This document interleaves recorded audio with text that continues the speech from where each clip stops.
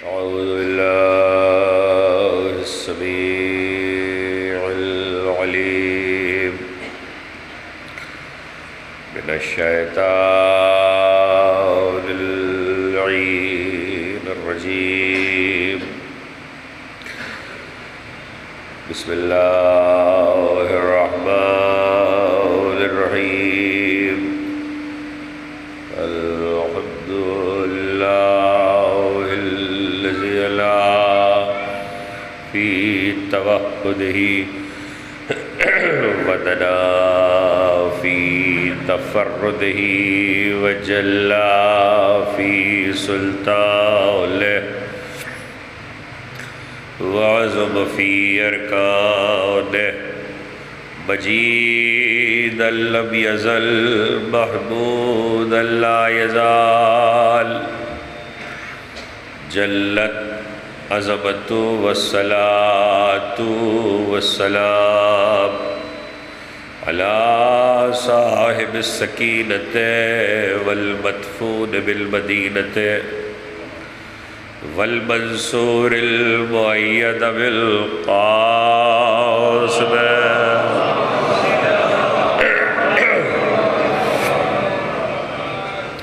وأهل بيته الطيبين الطاهرين المعصومين المظلومين الذين أذهب الله المرس وطهرهم تطهيرا.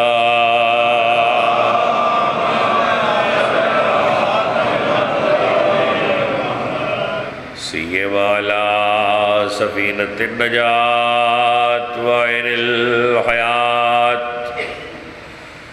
والعدل المشتهر والمهدي المنتظر جل الله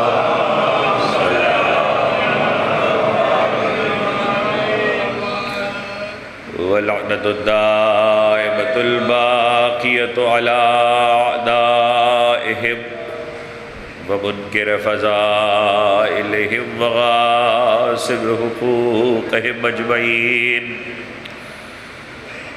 من يوم ظلمهم إلى يوم الدين. أما بعد فقد قال الله سبحانه وتعالى في محكم كتابه الحكيم قال إبراهيم رب اجعل هذا البلد آمنا واجنبني وبني أن نعبد الأصنام. صلوات.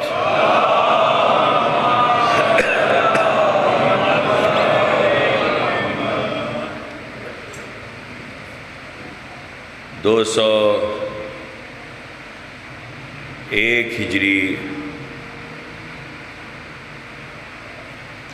کا سال جاری تھا.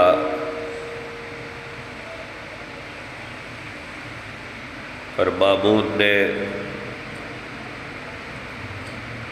آپ کے 8ویں امام کو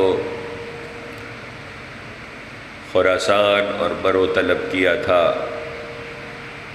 اور حضرت مدینہ سے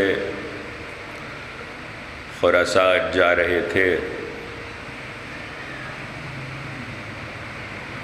ذی الحجہ کا مہینہ سفر میں گزرا، یہاں تک کہ راستے ہی میں حضرت نے ایک شام تھی کہ غماری کا پردہ ہٹایا تو چاند پہ نظر پڑی. چاند کو دیکھ کے حضرت نے رونا شروع کیا. خدا آپ کی آوازوں پہ رحمت نازل کرے، خدا آپ کی آنکھوں پہ رحمت نازل کرے. سیدہ کو جیسے آپ کے آنسو پسند ہے ایسے ہی گریے کی بلند آوازیں بھی پسند ہے. گریا گلوگیر ہوا، آواز دی سواری کو روک دو۔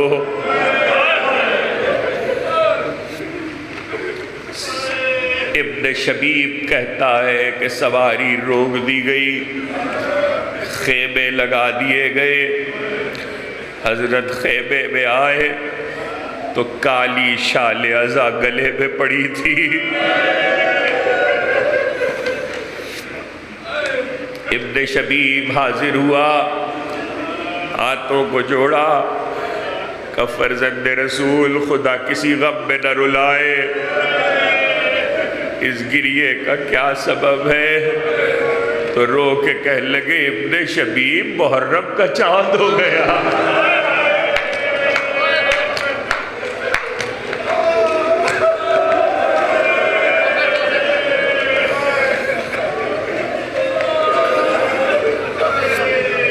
خدا آپ کی آوازوں پہ رحمت نازل کرے، خدا آپ کی آنکھوں پہ رحمت نازل کرے۔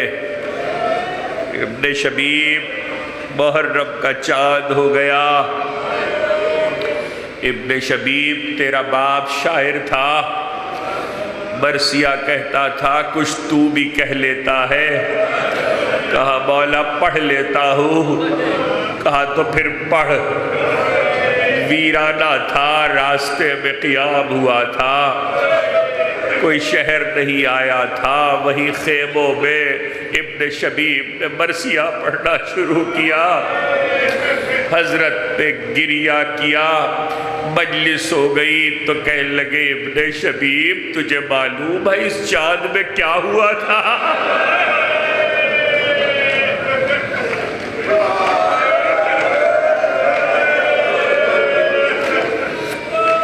ابن شبیب تجھے معلوم ہے اس چاند میں کیا ہوا تھا؟ اس نے کہا فرزند رسول بیان فرمائیے۔ کہ ابن شبیب میرا جد اس مہینے میں اپنے اہل و عیال کے ساتھ اور گنتی کے دوستوں کے ساتھ ایک صحرا میں گھیر لیا گیا۔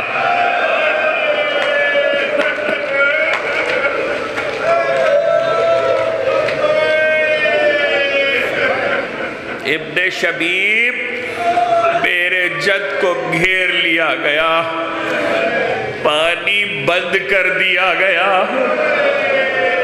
میرے جد کے گھر اور قافلے کے بچے پیاسے تھے، نہر کا کنارہ تھا۔ ابن شبیب 7 عورتیں اور بچے بھی تھے۔ ابن شبیب حضرت کہتے جاتے ہیں، ابن شبیب بعد میں نقل کرتا ہے، کہتا مولا نے کہا ابن شبیب 3 شب و روز کا پیاسا میرا مظلوم دادا ذبح کر دیا گیا۔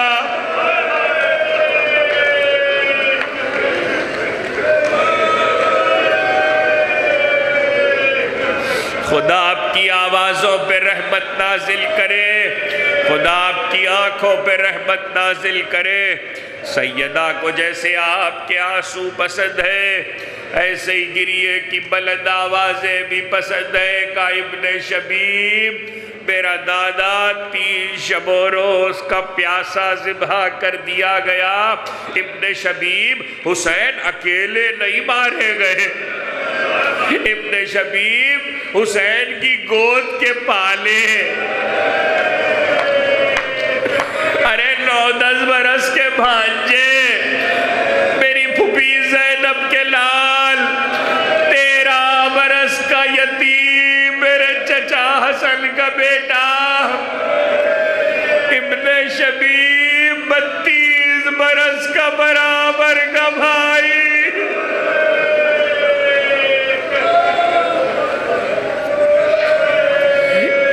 شبیب 32 برس کا برابر کا بھائی، حسن کے یتیم کا لاشا پامال کر دیا گیا۔ ابن شبیب عباس کے بازو قلم کر دیے گئے۔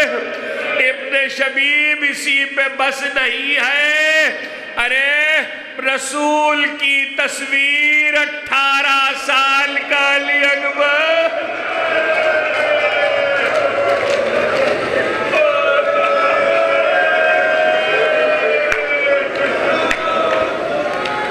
ابن شبیب اسی پہ بس نہیں ہے، رسول کی تصویر، حسین کی گود کا بالا، 18 سال کا علی اکبر، کلیجے پہ بھالا مارا گیا۔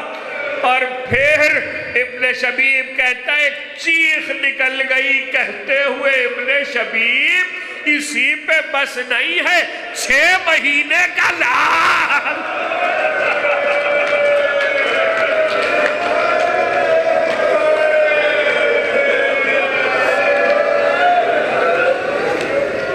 خدا آپ کی آوازوں پہ رحمت نازل کرے، خدا آپ کی آنکھوں پہ رحمت نازل کرے۔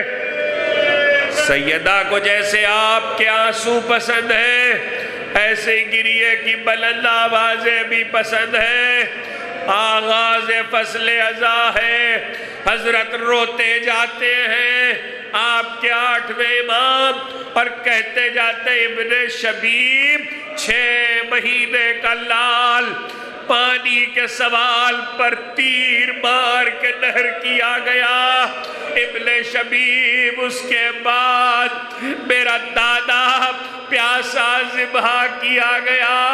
ابن شبیب بس اتنا ہی نہیں ہوا، ابن شبیب اسلام میں حکم ہے جب کوئی مار ڈالا جائے یا مر جائے تو جنازہ اٹھایا جائے، مگر میرے دادا کے لاشے پر گھوڑے دوڑائے۔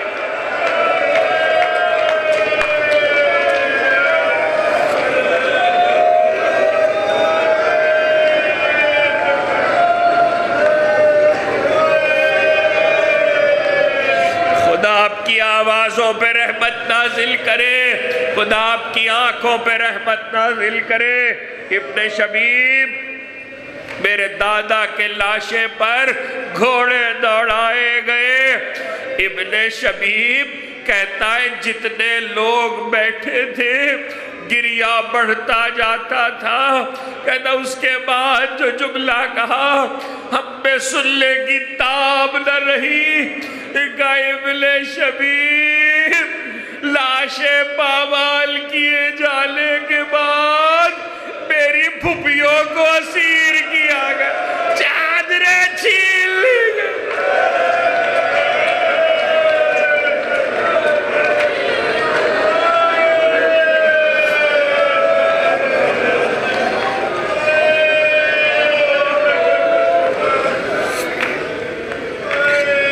خدا آپ کی آوازوں پہ رحمت نازل کرے، خدا آپ کی آنکھوں پہ رحمت نازل کرے۔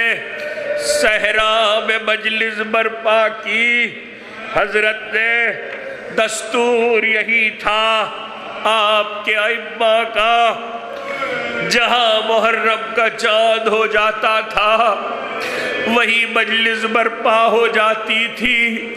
محرم کا چاند دیکھ کر آپ نے فرش عزا بچھا دیا، آپ رونے آئے۔ آج سے ہر عزا خانے سے رونے کی آوازیں عزاداروں کی آئیں گی، مگر یہ سوچ کے روئیے گا کہ آوازیں صرف عزاداروں کی نہیں آتی، ایک مظلوم کی ماں آنچل پھیلا کے ہے کوئی میرے بچے پر رونے،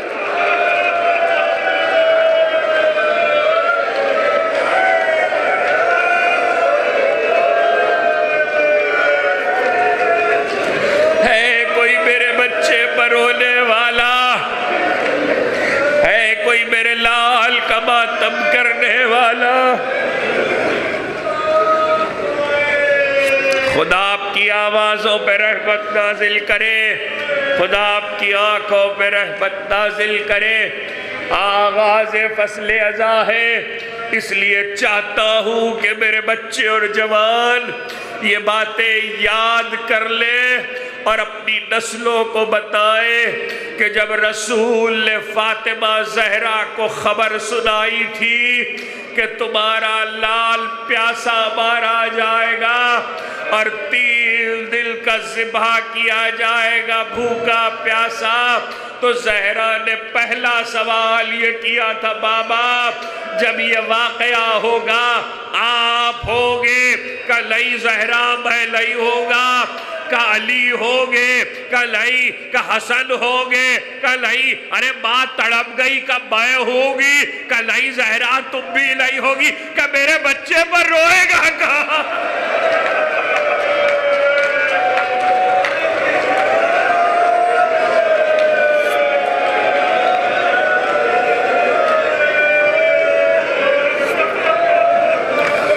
خدا آپ کی آوازوں پہ رحمت نازل کرے، خدا آپ کی آنکھوں پہ رحمت نازل کرے کہ میرے بچے پر روئے گا کون؟ رسول نے کہا 5 بڑی کتابیں ہیں جن کے حوالے سے اس روایت کے فقرے یہی ہے جو پڑھ رہا ہوں۔ کہا زہرا اللہ ایک قوم کو پیدا کرے گا جس کے مرد حسین کے مردوں پہ روئیں گے، جس کے جوان حسین کے جوانوں پہ روئیں گے، جس کی عورتیں حسین کی عورتوں پہ روئیں گی، جس کے بچے حسین کے بچوں پہ روئیں گے۔ بس یہ کہنا تھا۔ ایک بار حسین نانا کی گود سے اٹھے، نانا کے پاس، اور کہنے لگے نانا آپ میرے رونے والوں کو کیا سلا دیں گے؟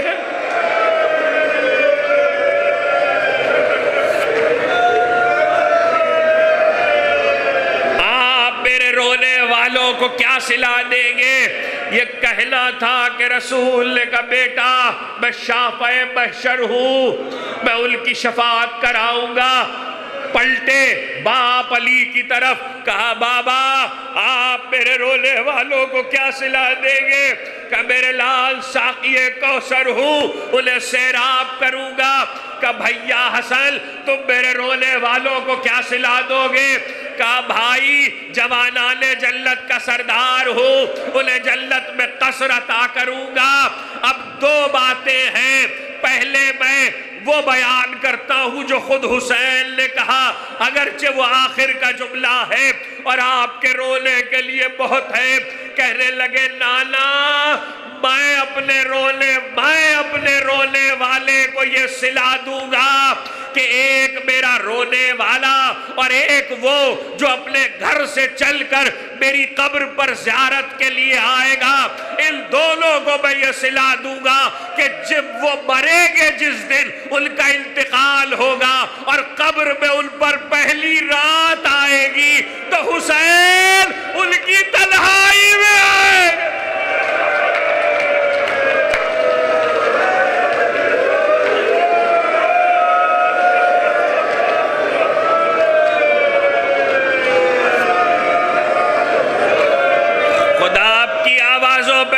نازل کرے، خدا آپ کی آنکھوں پہ رحمت نازل کرے۔ کہا نانا حسین ان کی قبر کی پہلی رات کی تنہائی میں آئے گا، ان کا بولس بن کر، یہ تو صلہ وہ ہے جو حسین نے خود بتایا ہے، لیکن حسین پلٹے اور کہنے لگے اماں تم میرے رونے والوں کو کیا صلہ دو گی؟ بس یہ سننا تھا۔ زہرا نے کہا حسین تیری ماں میدان حشر میں عرش کے پائے کو تھام کے بالوں کو کھول کے بیٹھ جائے گی اور کہے گی پروردگارا جب تک حسین کے رونے والے جنت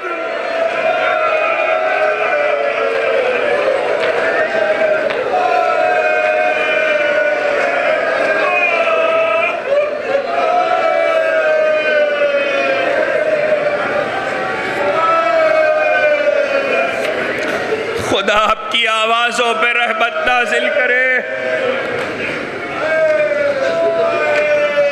خدا آپ کی آنکھوں پہ رحمت نازل کرے۔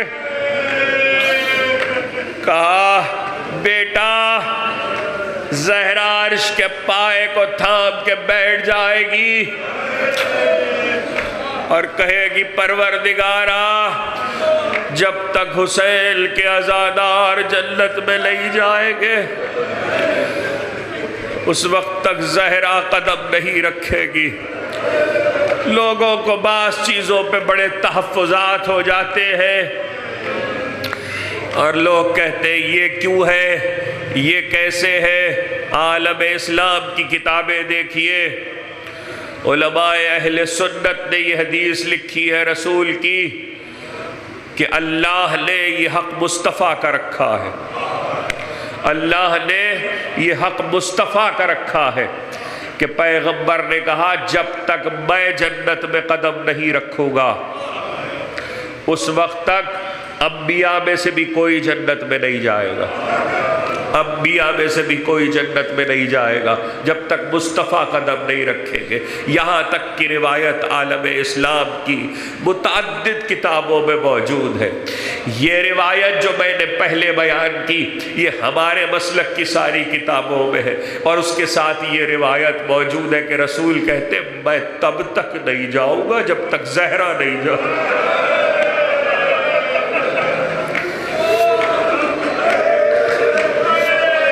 خدا آپ کی آوازوں پہ رحمت نازل کرے، خدا آپ کی آنکھوں پہ رحمت نازل کرے۔ میں تب تک نہیں جاؤں گا جب تک زہرا نہیں جائے گی۔ آپ سے ایک ہی چیز کا مطالبہ کیا گیا ہے، سب فرائض اپنی جگہ، سب ذمہ داریاں اپنی جگہ، سب واجبات اپنی جگہ، ایک سوال کیا گیا ہے اور وہ سوال آنسوؤں کا ہے۔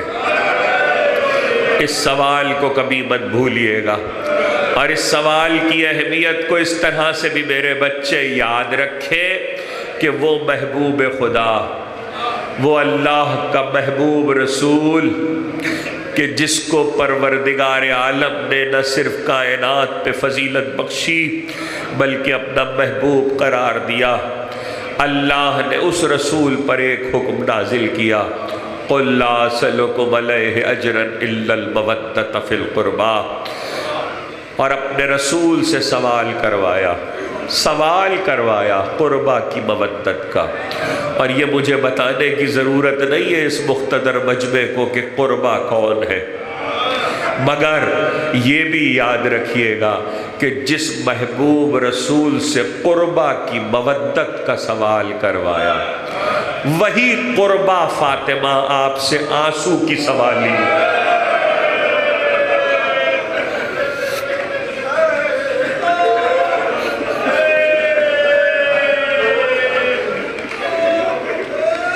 وہی فاطمہ آپ سے آنسو کی سوالی ہے۔ آنچل پھیلا کر دنیا میں کہیں یہ نہیں ہوتا میرے بھائی، اگر کسی کی ہاں موت ہو جاتی ہے، کسی کے یہاں مصیبت آ جاتی ہے تو لوگ جاتے ہیں اس کے تعزیت کرنے، وہ کسی سے نہیں کہتا آؤ مجھے پرسا دو۔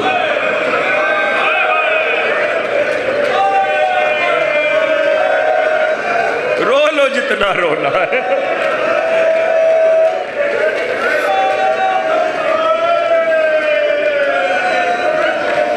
جس کا کوئی مر جائے، جس کے ہاں کوئی موت ہو جائے، جنازہ اٹھ جائے تو وہ کسی سے نہیں کہتا کہ آؤ مجھے پرسا دو، آؤ مجھے تعزیت دو، بس لوگ جاتے ہیں۔ اسلام کا حکم ہے کہ جاؤ تعزیت کرو، جاؤ پرسا دو۔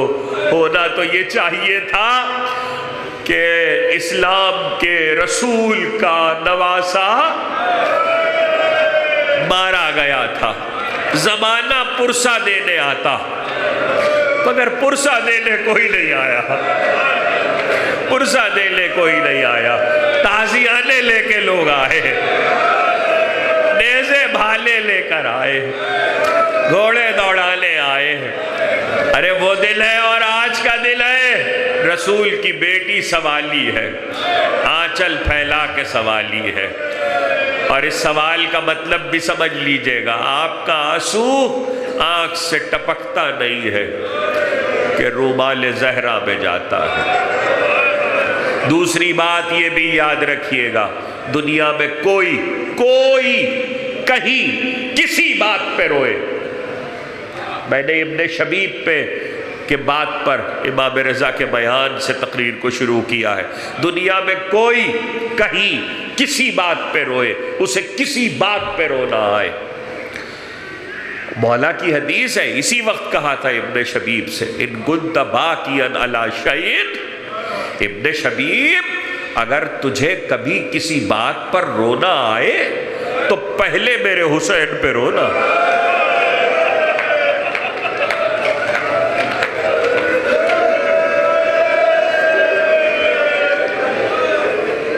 ابن شبیب اگر تجھے کسی بات پہ رونا آئے تو پہلے میرے حسین پہ رونا۔ لیکن میں آپ سے چاہتا ہوں کہ اس حدیث پر لوگ غور کریں کہ حضرت نے کہا کیا ہے۔ دیکھیے، جب بھی کسی بات پر آپ کو رونا آئے، خدا نہ رلائے کسی غم میں کسی کو، خدا کوئی غم نہ دے سوا غم حسین کے، مگر جب انسان کو دنیا کی کسی بات پر رونا آتا ہے، چاہے وہ اکیلے روئے چاہے چند لوگ مل کر روئے، میری یہ بات یاد رکھیے گا، آپ کا آنکھ سے ٹپکا ہوا اور گرا ہوا آنسو کوئی اس پر قیمت نہیں دیتا،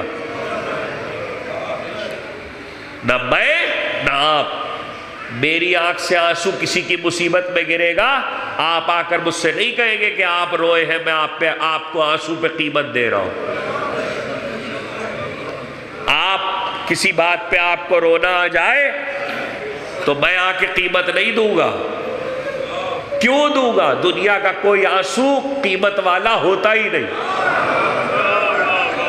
یہ تو حسین کی محبت ہے، یہ حسین کی محبت ہے جس نے آنسو کی قیمت بتائی ہے۔ اور پھر یہ بھی یاد رکھے دنیا اور میرے بچے اپنے دلوں میں اس بات کو لکھ لیں اور نئی نسلوں کے حوالے کریں اپنی اولادوں کے، کہ صرف آنسو کی قیمت نہیں بتائی ہے، رسول نے، علی نے، زہرا نے، آپ کے ائمہ نے حسین کے غم میں رونے پر یہ نہیں کہا کہ ہم تمہیں اتنی دولت دیں گے، اتنا مال دیں گے، اتنی جائیداد دیں گے۔ آنسو کی قیمت حسین نے اور حسین کے آباء و اجداد نے اور حسین کی اولادوں نے فانی دولتوں پہ نہیں لگائی۔ وہ دولت جو فنا ہو جائے اس پہ آنسو کی قیمت نہیں لگائی ہے۔ آنسو کی قیمت یہ ہے کہ روبال زہرا میں جا رہا ہے، آنسو کی قیمت یہ ہے کہ روبال فاطمہ میں جا رہا ہے۔ اور پہلی محرم کو مجھے آپ کو یہ بتانے کی ضرورت نہیں ہے کہ روبال فاطمہ کیا ہے۔ ایک جملہ کہوں گا اور آپ کے اذہان کو متوجہ کر دوں گا بتوفیق الہی بتائید محمد و آل محمد۔ آپ کا آنسو اس جو غم حسین میں بہے گا اس کی قیمت یہ ہے کہ وہ رومال زہرا میں جا رہا ہے۔ اور رومال زہرا کی عظمت مجھے سمجھانے کی ضرورت نہیں ہے، ایک ہر کے سر پہ بندھا تو دنیا سلام کر رہی ہے۔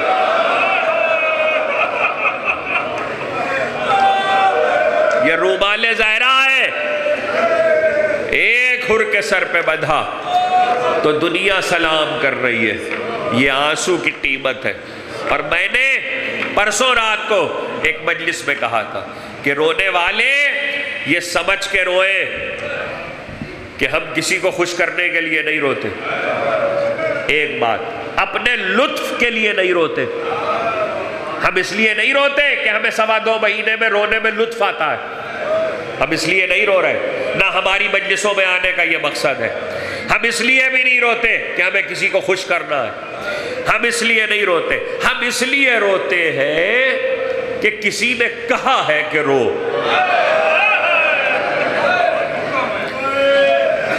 ہمیں ہمارے ائمہ نے کہا ہے کہ رو، ہم اطاعت میں روتے ہیں، ہمارا رونا اطاعت ہے، اطاعت ہے۔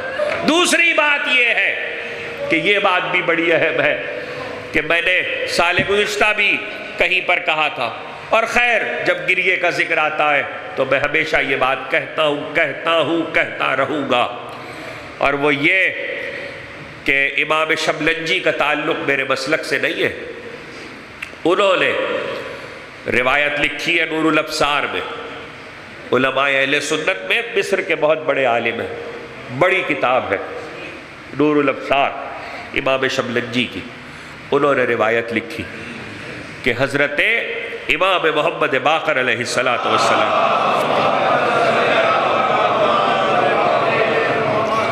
معصوم امام کے نام پہ سب مل کے بلند آواز سے صلوات بھیجیں، صلی علی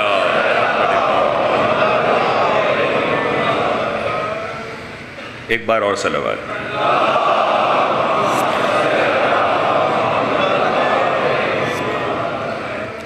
انہوں نے لکھا کہ آپ کے 5ویں امام اپنے غلام کے ساتھ کعبے میں داخل ہوئے، صحن کعبہ میں، تو کعبے پہ نظر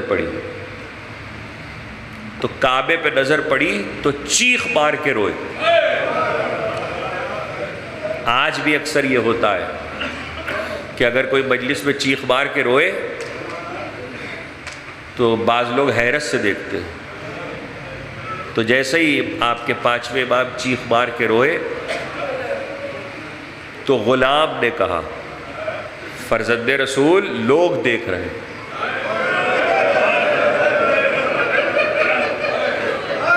لوگ دیکھ رہے ہیں۔ تو معلوم ہے آپ کے امام نے کیا کہا؟ کہا دیکھ رہے ہیں تو دیکھنے دو۔ چیخ مار کر رونا، حضرت فرماتے چیخ مار کر رونا رحمت الہی کو متوجہ کرتا ہے۔ تاریخ نے روایت لکھی ہے، تاریخ یہ نہیں بتا سکی کہ امام کیوں روئے، یہ وجہ روایت میں نہیں ہے کہ امام کیوں روئے۔ ہاں ہم سوچ سکتے ہیں کہ کعبے کو دیکھ کر حضرت کے رونے میں کیا کیا سبب ہو سکتا ہے۔ سب سے پہلے تو یہی سامنے آتا ہے کہ کعبے کو دیکھ کر جب کعبے پہ نظر پڑی تو حضرت روئے۔ یقیناً دنیا کو یہ یاد کرانا چاہتے ہیں، دنیا کو یاد کرانا چاہتے ہیں۔ یاد رکھیے گا، امام کے لیے کبھی یہ بات نہ کہیے گا کہ امام کو یاد آ گیا۔ روایتوں میں کہیں بھی یہ جملے نہیں ہیں، اور اگر کوئی کہے تو غلط ہے، کوئی ترجمے کرے تو غلط ہے۔ آپ کہیں گے یہ میں نے بات کیوں کہی ہے؟ یہ بات ابھی 8 دن گزریں گے، 8 دن گزریں گے تو ایک روایت مجلسوں میں پڑھی جاتی ہے کہ ابو ثمامہ سیداوی نے جیسے ہی ظہر کا وقت آیا تو اس وقت ابو ثمامہ سیداوی نے کہا کہ فرزند رسول امام حسین سے عاشور کے دن کہ فرزند رسول وقت ظہر آ گیا۔ تو معلوم ہے حضرت نے کیا کہا؟ قد ذکرت الصلاۃ۔ اب جو لوگ عربی جانتے ہیں انہیں معلوم ہے، اس کا ترجمہ بعض لوگوں نے اردو میں غلط کر دیا۔ اور دوسری بات یہ کہ اگر لفظ بہ لفظ بھی ترجمہ کیا جائے تو پہلے شان امامت کو سامنے رکھا جائے، شان عصمت کو سامنے رکھا جائے۔ بعض لوگوں نے اس کا ترجمہ یہ کیا ہے اور وہی پڑھا جاتا ہے اور وہی رائج ہو گیا ہے، اور اس کی تصحیح کرنی چاہیے لوگوں کو کہ ابو ثمامہ سیداوی نے کہا کہ مولا ظہر کا وقت آ گیا تو امام حسین نے کہا خدا تجھے جزائے خیر دے، تو نے نماز یاد دلا دی۔ لا حول ولا قوت الا باللہ۔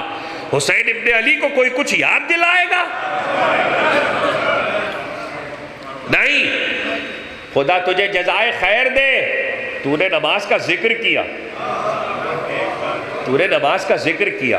بات یہ نہیں ہے وہ امام ہی نہیں ہے جو بھول جائے۔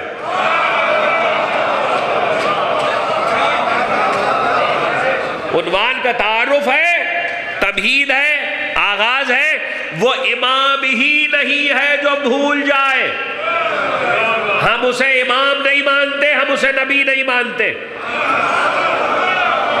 بھولنے والے کو نبی نہیں مانتے، بھولنے والے کو امام نہیں مانتے۔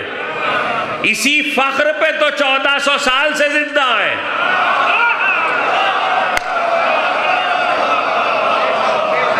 اسی فخر پہ 1400 سال سے، میرے جملے کو محفوظ کیجئے گا، اسی فخر پہ 1400 سال سے زندہ ہے کہ ہم اسے نہیں مانتے جو بھول جائے۔ کیوں؟ اس لیے کہ وہ میدان حشر میں بھی ہمیں یاد رکھے گا۔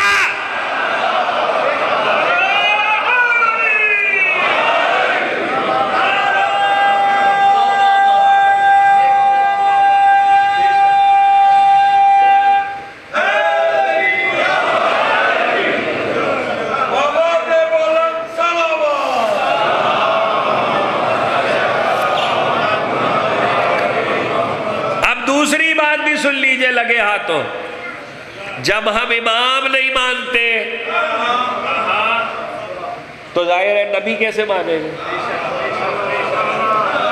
اور بھول کو عربی زبان میں کیا کہتے ہیں؟ نسیان. نون سین یہ الف نون، نسیان.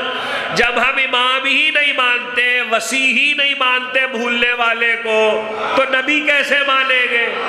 اس کا مطلب ہے نبی بھی ہم اسے نہیں مانتے جو بھول جائے.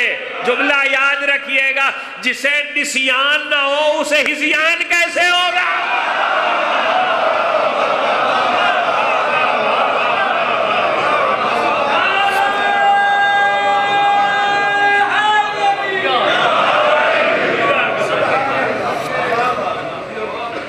نسیان نبی کے لیے نہیں ہے، صحیح نبی کے لیے نہیں ہے.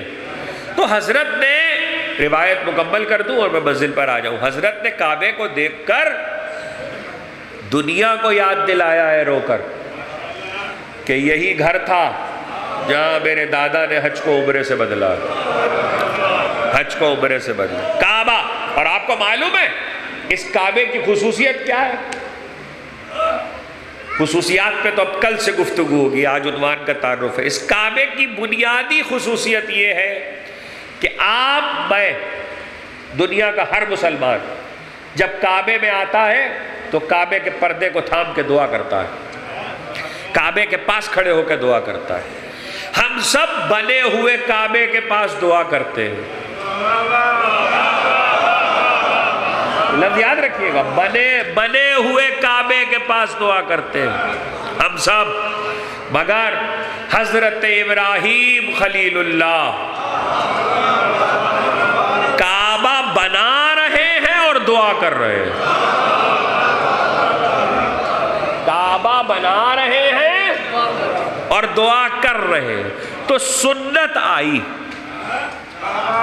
ایک نبی کی سنت آئی کہ خدا کا گھر بنا رہے ہو، جب بن جائے تب آ کے دعا کرو اور بات ہے، جب بنا رہے ہو تب بھی دعا کرو. تو اب ظاہر ہے کہ خدا کا گھر بنائے یا خدا کے نمائندوں کے لیے گھر بنائے. اب جو سمجھا وہ سمجھا، جو نہیں سمجھا اسے کیسے سمجھاؤ؟ دیکھیے، ٹھوکر نیاز بیگ میں میں مسجد بناؤں، کوئی ارادہ نہیں ہے، مثال میں کہہ رہا ہوں. ٹھوکر نیاز بیگ میں مسجد بناؤں تو اب جو مسجد بناؤں گا یہ کعبہ نہیں ہے، خدا کا گھر کعبہ ہے. کعبہ خدا کا گھر ہے، لیکن مسجد بنی، جس وقت بننا شروع ہوگی تو پہلے اس کے لیے زمین کو وقف کیا جائے گا، اس کی شرعی حدود مقرر کی جائے گی. اور وقف کی شرعی حدود کا قانون اسلام میں یہ ہے کہ جب ایک مرتبہ مسجد کی شرعی حدود وقف کی آپ نے مقرر کر دی تو یہی وہ جگہ ہے جہاں حالت نجاست میں کوئی داخل نہیں ہو سکتا. کچھ کہہ رہا، یہی وہ جگہ ہے جہاں حالت نجاست میں کوئی داخل نہیں ہو سکتا. اور میرے بچے اور جوان یاد رکھیں کہ اس بات کو ہمارے ہاں یہ مسائل شریعت کے ہیں کہ مسجد میں ہی نہیں، مسجد خدا کے گھر میں اور معصوم کے گھر میں حالت نجاست میں داخل نہیں ہو سکتے، منع ہے. امام کی حدیث ہے، امام کی نص ہے. صرف یہی نہیں ہے، امام کے نام کو، اگر نام کہیں کاغذ پہ یہ لکھا ہے، اگر اس وقت میں وضو نہیں رکھتا، میرا وضو نہیں ہے، تو میں نام کو ہاتھ نہیں لگا سکتا، ہاتھ نہیں لگا سکتا. اس لیے کہ یہ ہاتھ مس ہوا تو چونکہ میں وضو سے نہیں ہوں، طاہر نہیں ہوں. وضو ویسے انسان پاک ہے لیکن وضو نہیں ہے، تب بھی ہاتھ نہیں لگا سکتا. ایسا ہو جس کا نام وہ معصوم ہے، یعنی نام ہی ایسا ہو کہ جس پہ ہاتھ نہ لگایا جا سکے بغیر طہارت کے، تو پھر ظاہر ہے بات کے احکامات تو بہت زیادہ ہے. گھر میں داخل ہونا، خدا کے گھر میں داخل ہونا، تو مسجد کے وقت کے شرعی حدود ہیں، ان حدود میں بغیر طہارت کے کوئی داخل نہیں ہو سکتا، اس کے احکامات ہیں. اب مسجد میں نے بنائی، اب جو لوگ گزر رہے ہیں وہ کہہ رہے ہیں خدا کا گھر، خدا کا گھر۔ ارے میں نے کہا خدا کا گھر تو کعبہ ہے، توجہ کیجئے گا، خدا کا گھر تو کعبہ ہے۔ کہنے لگے نہیں یہ بھی خدا کا گھر ہے۔ اور کوئی عالم اسلام میں ایسا نہیں ہے، کوئی فرقہ ایسا نہیں ہے جو مسجد کو خدا کا گھر نہ کہے۔ ارے جو لامکان ہے اس کے کتنے گھر ہیں، کہاں بیٹھے ہیں آپ؟ جسے گھر کی ضرورت نہیں ہے، جو لامکان ہے اس کے کتنے گھر ہیں؟ اور ہر محلے میں، ہر گلی میں، ہر جگہ، ہر شہر میں جگہ جگہ گھر، خدا کا گھر، خدا کا گھر۔ بھائی خدا کا گھر کعبہ ہے، مسجد کیسے ہوا؟ کہنے لگے یہ مسجد کعبے کی شبیہ ہے۔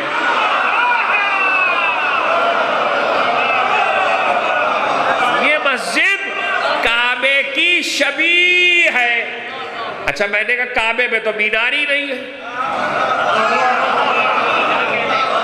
توجہ کیجئے گا، میں نے کہا کعبے میں تو مینار ہی نہیں ہے، کعبے میں تو گنبد ہی نہیں ہے، مسجد میں تو مینار ہے، مسجد میں تو گنبد ہے، تو شبیہ کیسے ہو گئی؟ تو پلٹ کے پڑھے لکھے لوگوں نے جواب دیا کہ کسی چیز کی شبیہ ہونے کے لیے صرف اس کی صورت یکساں ہونا ضروری نہیں ہے۔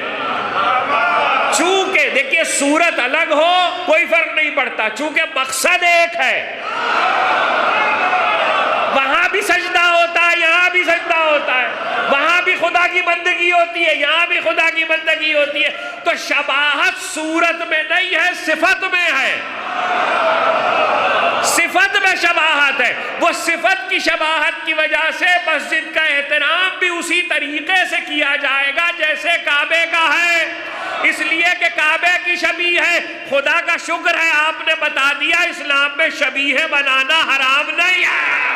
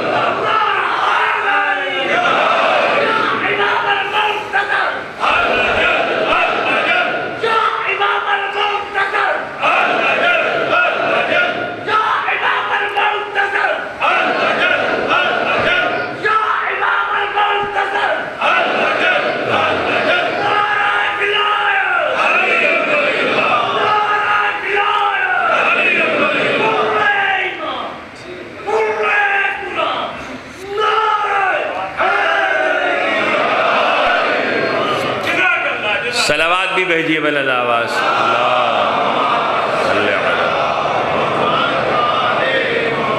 اسلام میں شبیہ بنانا حرام نہیں۔ اب ذرا اپنے بچوں کو بھی ایک بات بتا دوں، کعبہ خدا کا گھر، شبیہ بنائی آپ نے کعبے کی، خدا کے گھر کی، اپنے اپنے علاقے میں خود بنائی ہے، ابراہیم نے نہیں بنایا۔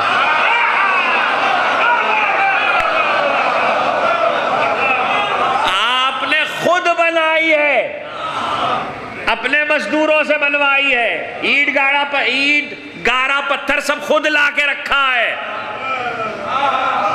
حدود کا تعین بھی جبریل نے آ کے نہیں کیا ہے۔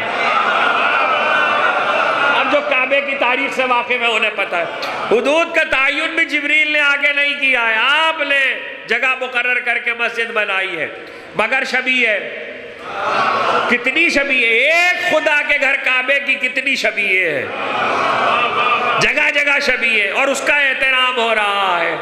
تو یہ جو شبیہ ہے یہ خدا کے گھر کی بن رہی ہے، خدا رہتا نہیں ہے، خدا کے لیے مکانیت نہیں ہے، خدا کو گھر کی ضرورت نہیں ہے،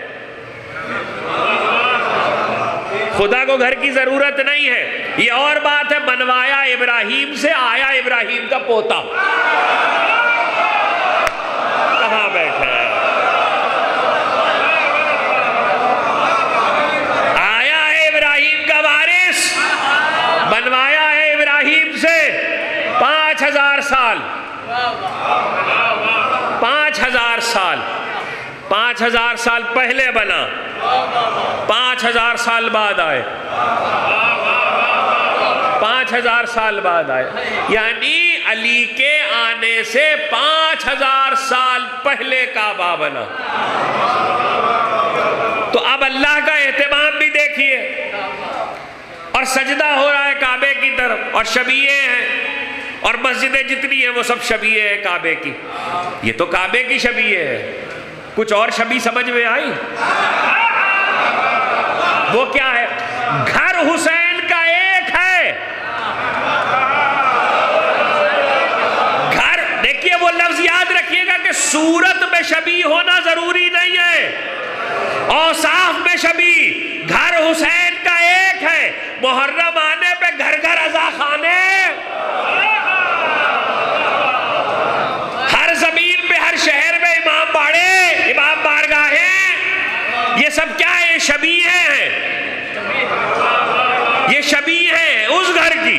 اور اب یہ جا کے قرآن میں پڑھ لیجئے، فی بیوت اذن اللہ ان ترفع، سورہ نور کی آیت ہے، وہ گھر جنہیں اللہ نے اپنے اذن سے بلند کیا، قرآن کہہ رہا ہے وہ گھر جسے اللہ نے اپنے اذن سے بلند کیا ہے۔ تو علماء اہل سنت کی روایت ہے کہ جس وقت یہ آیت رسول پڑھ رہے تھے تو لوگوں نے پوچھا کہ اللہ کے رسول، یہ گھر جنہیں اللہ نے بلند کیا ہے وہ گھر کون سے ہیں؟ وہ گھر کون سے ہیں؟ تو کہا انبیاء کے گھر ہیں۔ توجہ کیجئے گا، بیت نہیں ہے، بیوت ہے، یعنی بہت سے گھر ہیں، کہا انبیاء کے گھر ہیں۔ تو پوچھنے والے نے کہا یا رسول اللہ اور بھی کوئی گھر ہے کہ ہم پہچان سکے کون سے گھر ہیں؟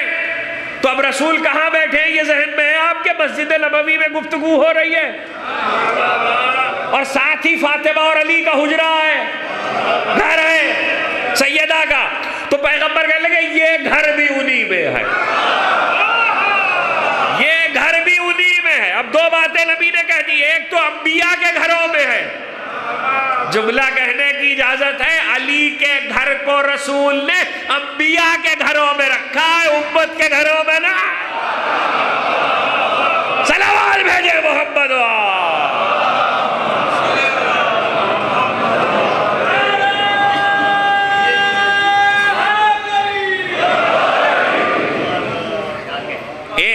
علماء اہل سنت کی روایت ہے، میں ابھی اپنے مسلک کی روایت نہیں سنا رہا، آخری جملہ روایت کا سن لیجئے اور وہ ٹکڑا آپ ہی سمجھیں گے۔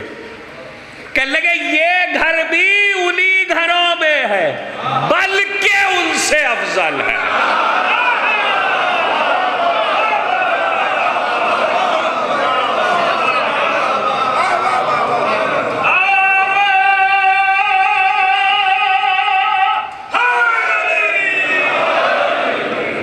تو وراثت سمجھ میں آئی گھروں کی؟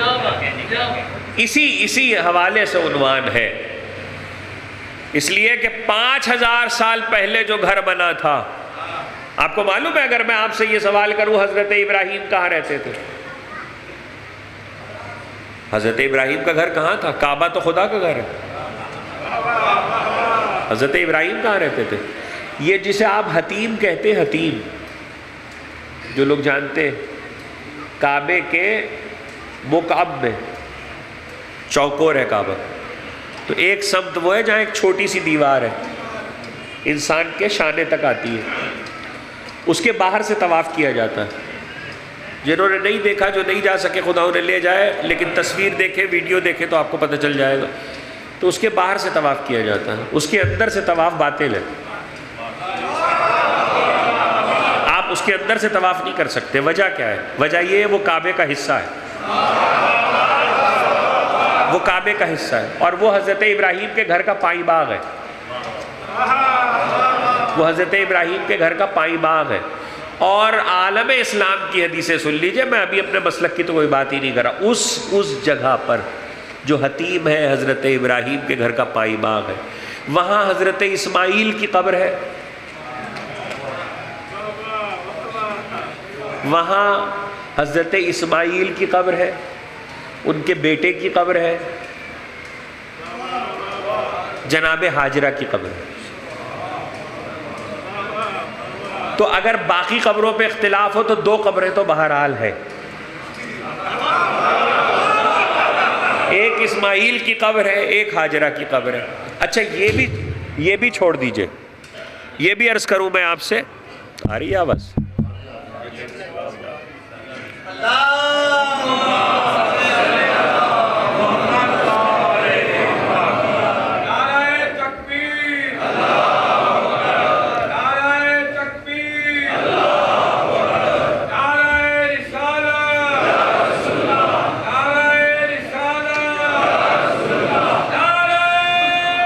ایک بار اور صلوات بھیج دیجیے، صلی علی محمد۔ کعبے کے چاروں طرف جب آپ طواف کریں گے، چکر لگائیں گے، تو میں اکثر کہتا ہوں کہیں بھی جائیے مشاہدہ کیجئے، دیکھیے تو کعبے کی دیوار سے زمین کے تک ذرا سا 1 فٹ کا وہ حصہ بنتا ہے، دیوار ایسے ہے، یہ سیدھی دیوار ہے، یہ زمین ہے، اس حصے پہ یہ ہے ایسے، اس کو شازروان کہتے ہیں کہ چاروں طرف ہے، حتیم کی طرف نہیں، یہ شازروان کہلاتا ہے۔ اس شازروان میں 350 نبیوں کی قبریں ہیں۔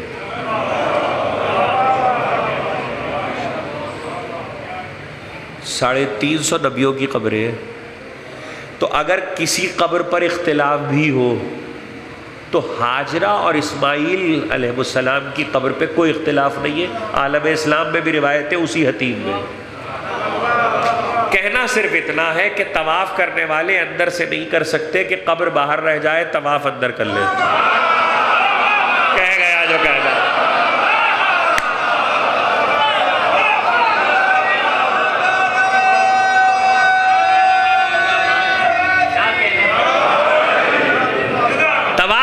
ہو جائے گا، طواف باطل ہو جائے گا کہ اگر میں اس خیال سے طواف کر لوں کہ خدا کے گھر کا طواف کر رہا ہوں تو قبریں بیچ میں کیوں آئے، شرک ہو جائے گا۔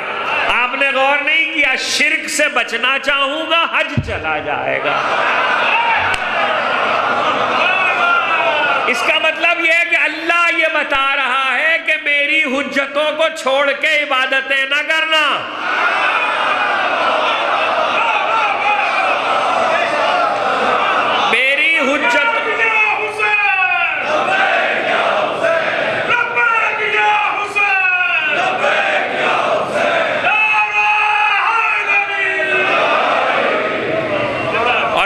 صرف طواف نہیں ہو رہا ہے، جو لوگ گئے ان سے پوچھئے کہ حتیم کو حتیم کہتے کیوں ہیں، وہاں دھکے لگتے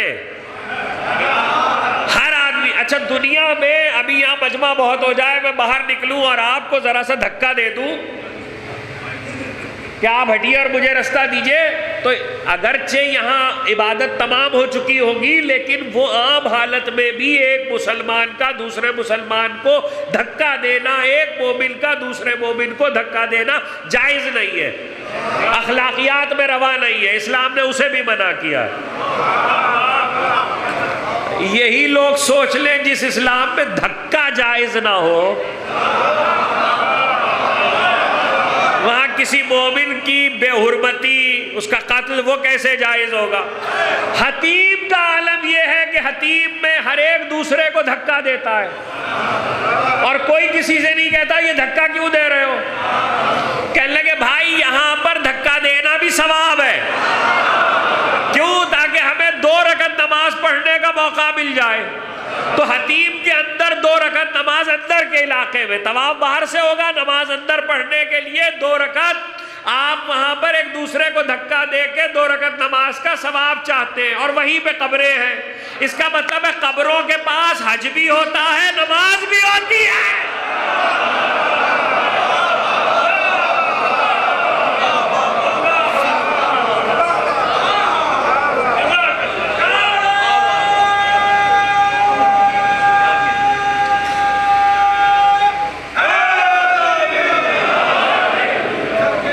گھر بنایا ہے رسول نے، اللہ کے رسول حضرت ابراہیم نے، پیغمبر نے، خلیل خدا نے، اور اس کے بعد جب 5000 سال کے بعد ہمارا رسول آیا تو وہ ہمارا رسول وہ ہے کہ جو ابراہیم کا وارث ہے۔ سورہ ابراہیم کی آیت کو میں نے تلاوت کیا ہے، کل سے ترجمہ اور پھر تفصیل سے گفتگو۔ عنوان یہ ہے، اس عنوان کا بھی ایک مقصد ہے کہ کیوں ہے۔ چونکہ خلیل کا ورثہ، ابراہیم کا ورثہ ہمارے رسول اور نبی تک پہنچا ہے۔ حضرت خلیل اللہ، حضرت ابراہیم علیہ السلام کا میراث اور ورثہ ہمارے رسول اور امیر المومنین تک پہنچا ہے، اور اس کے بعد ہمارے ائمہ تک آیا ہے۔ تفصیلات کل سے۔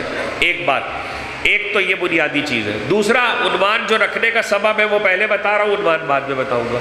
یہ جو ہجری ہے جس کا آغاز چاند کے ساتھ ہوا ہے، جو محرم شروع ہوا ہے، یہ ہے 1440۔ 1440 ہجری وہ ہے کہ جس کے رمضان میں علی شہید کیے گئے۔ تو اس رمضان، یہ جو اب رمضان آئے گا، 19 رمضان اور 21 رمضان، علی کی شہادت کو 1400 سال پورے ہو گئے۔ اس لیے میں نے عنوان رکھا ہے ورثہ نبی و علی اور ہمارے ائمہ۔ نبی اور علی کا ورثہ اور ہمارے ائمہ۔ یہ عنوان اس لیے رکھا ہے تاکہ میں ایک ایک امام کی حیات سے روزانہ گفتگو کروں، اور اپنے بچوں تک، جوانوں تک امامت اور ائمہ کی سیرت کے گوشے پہنچا سکوں۔ آج تمہید تھی، آج عنوان تھا، کل یہاں سے گفتگو۔ 8 ذی الحجہ کو حج کو عمرے سے بدلنے والا حسین، 8 ذی الحجہ کو جی 28 رجب کو مدینے سے چلے تھے، مکے پہنچے تھے 3 شعبان کو۔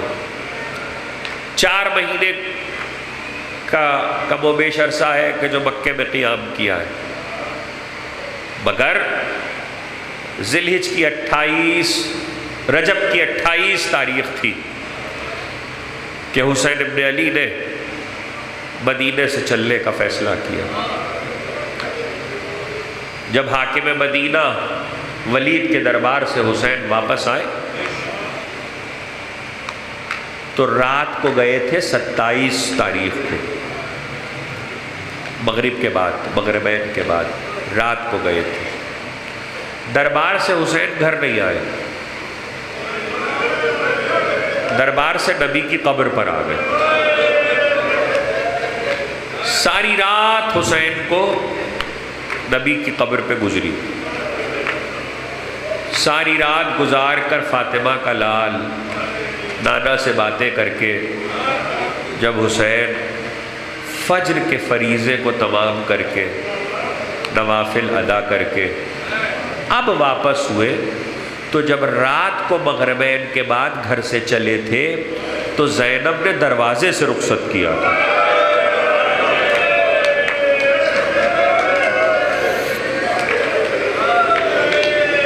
خدا آپ کی آوازوں پہ رحمت نازل کرے، خدا آپ کی آنکھوں پہ رحمت نازل کرے۔ زینب نے دروازے سے رخصت کیا تھا، تو پوری رات گزار کر حسین جب صبح کو گھر میں داخل ہوئے تو دیکھا زینب نے صحن میں جہاں کھڑے ہو کے رات کو رخصت کیا تھا، بہن وہی کھڑی تھی۔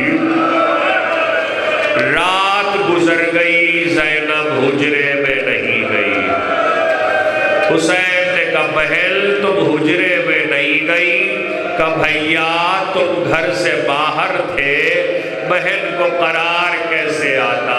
ہاتھ جوڑ کے میں شہزادی کی بارگاہ میں کہوں گا، اے زینب کبریٰ، آج بھائی ایک رات کے لیے گھر سے باہر تھا تو آپ حجرے میں نہیں گئی۔ اے شہزادی، کل میدان کربلا میں بھائی کا لاشا بے گوہروں کا بل بڑا۔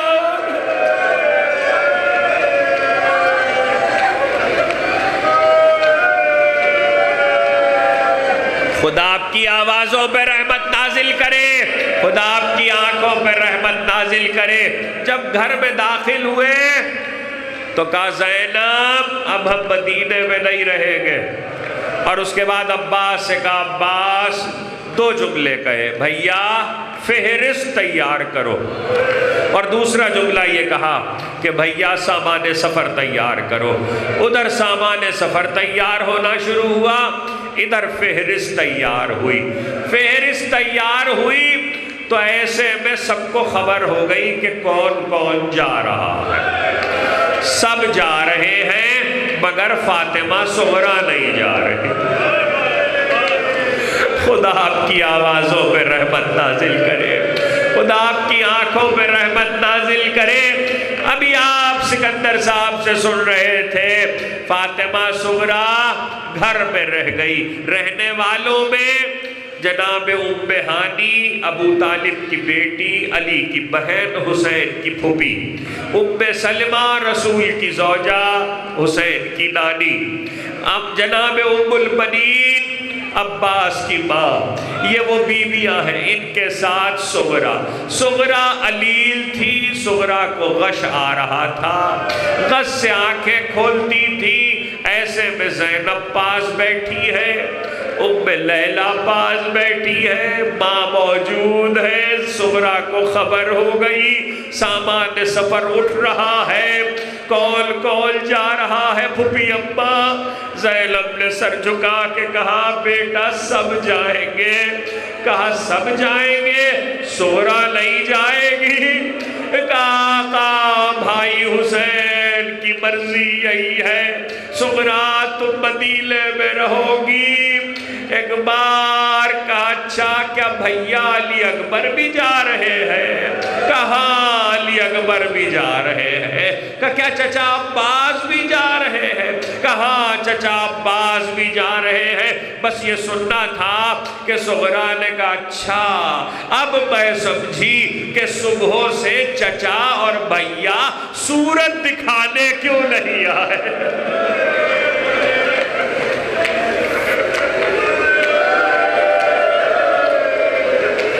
صبح سے صورت دکھانے کیوں نہیں آئے. یہ کہتے کہتے صغرا کو غش آ گیا.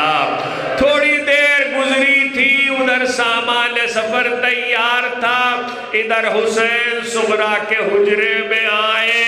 ایک بار بیٹھ گئے, شانے کو بازو کو تھاما, سورہ حمد کی تلاوت کی. ہائے حسین کا مقدر, ہائے حسین کا مقدر. 2 موقع ایسے ہیں تاریخ میں جب حسین نے اپنی اولاد کا بازو تھام کے اسی طرح سورہ حمد کی تلاوت کی ہے. یہاں مدینے میں صغرا بیمار ہے, غش میں ہے, تو رخصت ہوتے ہوئے صغرا کا بازو تھام کے سورہ حمد کی تلاوت کی. بیٹا ہم رخصت ہونے آئے ہیں. اور جب کربلا میں جانے لگے تو عابد بیمار کا شانہ تھاما, سورہ حمد کی تلاوت کی. بیٹا حسین جا رہا.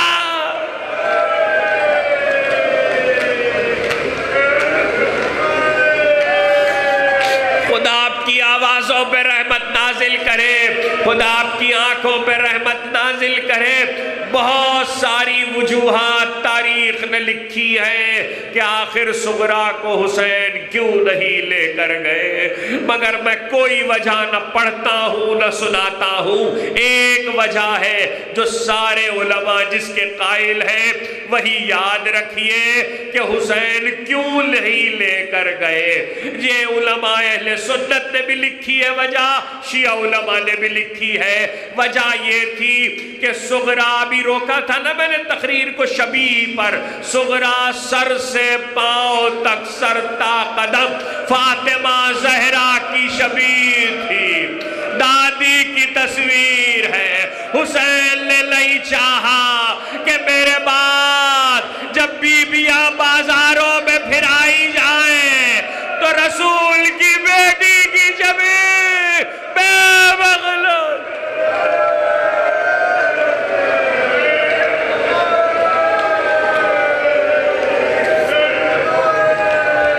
خدا آپ کی آنکھوں پہ رحمت نازل کرے.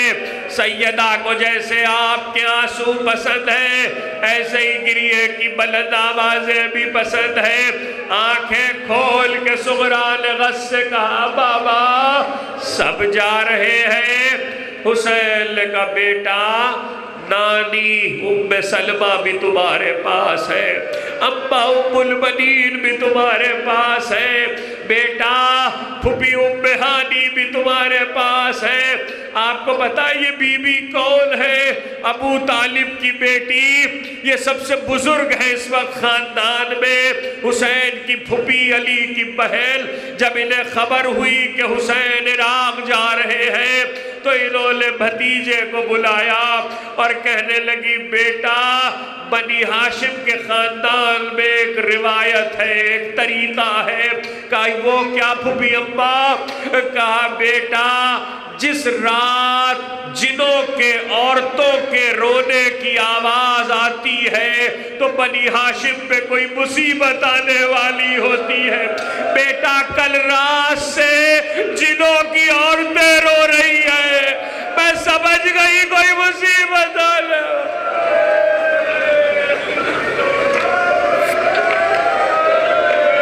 خدا آپ کی آوازوں پہ رحمت نازل کرے، خدا آپ کی آنکھوں پہ رحمت نازل کرے۔ ایک بار ابھی صغرا سے باتیں کر رہے تھے، اسباب جا رہا تھا، ذرا سا منظر دیکھ لیجئے گا۔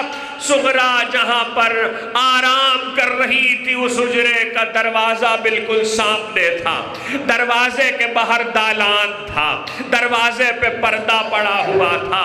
علی اصغر کا جھولا دالان میں ایسی جگہ رکھا رہتا تھا جہاں سے صغرا کو نظر آتا تھا۔ ایک بار ہوا سے پردہ ہلا، پردہ جو ہلا تو صغرا نے دیکھا علی اصغر کا جھولا نہیں ہے، بس یہ دیکھنا قیامت ہو گیا۔ کہا بابا کیا میرا ششبہ بھی جائے گا؟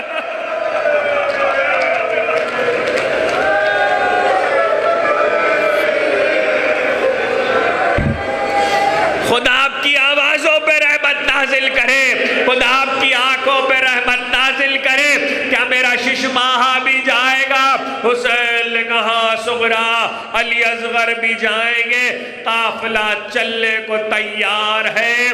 میں نے مدینے میں اس جگہ کی زیارت کی ہے کہ بنی ہاشم کے محلے سے نکل کر ایک مقام ہے جہاں پر قافلہ رکا تھا، اور اس کے رکنے کا سبب یہ تھا کہ قافلے کی ترتیب جب بنی ہاشم کے محلے سے ہو گئی مجلس، جب بنی ہاشم کے محلے سے نکلا قافلہ تو ترتیب یہ تھی کہ سب سے آگے حسین ابن علی کا گھوڑا تھا، اس کے بعد حسین کے بنی ہاشم کے جوان تھے، پھر حسین کے جو ناصر مدینے سے ساتھ تھے وہ تھے، پھر بیویوں کی عماریاں تھی، پھر بنی ہاشم کے جوان گرد تھے، پھر اس کے بعد وہ ناقے تھے جن پہ پانی کی مشکیں تھی، پھر اس کے بعد وہ ناقے تھے جس پہ خیمے اور چھولداریاں تھی، پھر اس کے بعد وہ ناقے تھے کہ جن پر اسباب تھا، سامان تھا، اور ابو الفضل عباس علم لیے ہوئے کبھی آگے کبھی پیچھے پورے قافلے میں ترتیب کے ساتھ ایسے میں قافلہ بنی ہاشم کے محلے سے بڑھ کر اس مقام تک ابھی پہنچا تھا جس کا میں نے آپ سے ذکر کیا۔ ایک بار لوگوں نے دیکھا عباس نے گھوڑے کو تیزی سے آگے بڑھایا، چھولداریوں کے ناقے عبور کیے، بشکوں کے ناقے عبور کیے، عماریوں کے ناقے عبور کیے، جوانوں کے گھوڑوں سے گزرے، اور اس کے بعد حسین ابن علی کے گھوڑے کے قریب آئے اور آواز دی آقا محلن محلن ذرا ٹھہر جائیے، ذرا ٹھہر جائیے، بس یہ کہنا تھا۔ حسین نے کہا عباس ابھی تو قافلہ چلا ہے، تو عباس نے ہاتھ جوڑ لیے، کہا فاطمہ صغرا آ رہی ہے۔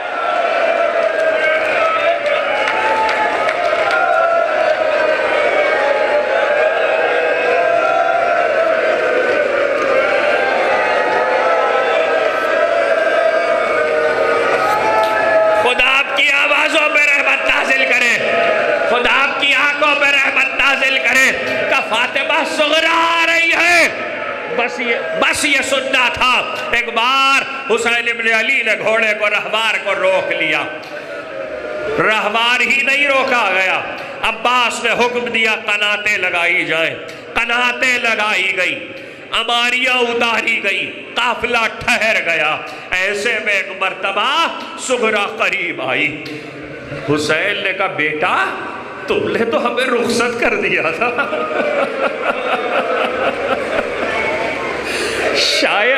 شاید آپ کو بہت رونا ہے، مگر حسین پر جتنا بھی روئیے گا اسے کم سمجھیے گا، بہت نہ سمجھیے گا۔